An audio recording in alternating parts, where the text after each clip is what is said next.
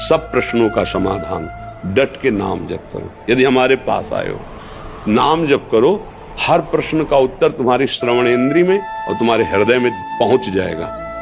नाम जप नहीं करोगे ना तो भाई देखो, तर्क विवाद के लिए हमारा जीवन नहीं है। हम सबसे हारे हैं, सबको प्रणाम है।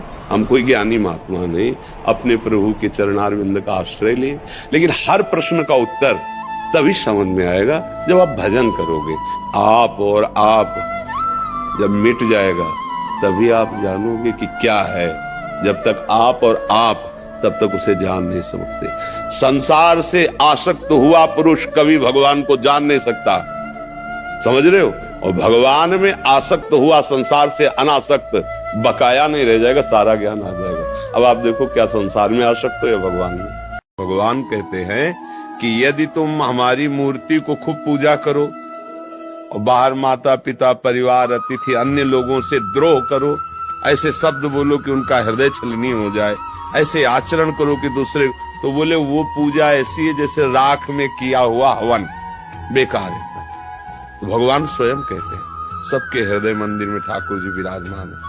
सबको प्यार करो, बहन से बहन जैसा, माँ से माँ जैसा, पर ये भाव ध्यान रखो कि इन शब्द में भगवान, और जितनी बन सके दूसरों की सेवा करो और मनुष्य जीवन का लाभ ले लो भैया। मनुष्य जीवन का लाभ यही है कि हमारे मालिक हम पर प्रसन्न हो जाए, प्रभु हम पर प्रसन्न हो जाए। ये तो सब शरीर पद, ये तो सब 4 दिन की चांदनी है, आज है कल नहीं रहेगा।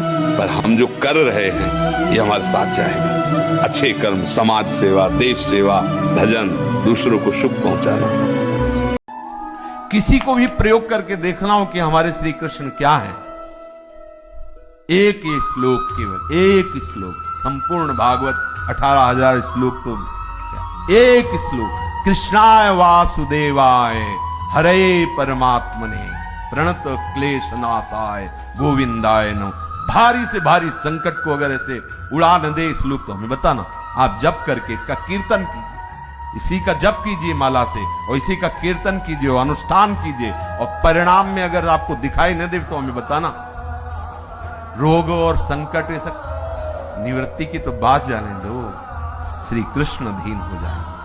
लोग क्या कहते हैं ये तो सुन के पागल हो जाओगे। कभी भी लोग अच्छा नहीं कहेंगे। कुछ भी करो, अगर 50 आपको सपोर्ट देने वाले हैं तो 50 आपका विरोध करने वाले। कहीं भी कुछ भी, पूरे जीवन में देखा है। हमको किसी की तरफ नहीं देखना, अपने मार्ग, अपने गलत नहीं होने चाहिए। अपना उद्देश्य ठीक है, व्यवहार ठीक है, चरित्र ठीक है, आप जिसको जो कहना कहता रहे। अपना उद्देश्य गलत हो गया तो फिर गड़बड़ हो जाएगा। जब गुस्सा आ जाए, क्योंकि गुस्सा का पहला काम है गलत बोलना, दुरुक्ति, गाली देना, कटु वचन बोलना, बस वो बढ़ता चला जाएगा। उसको चुप कर दो, मौन कर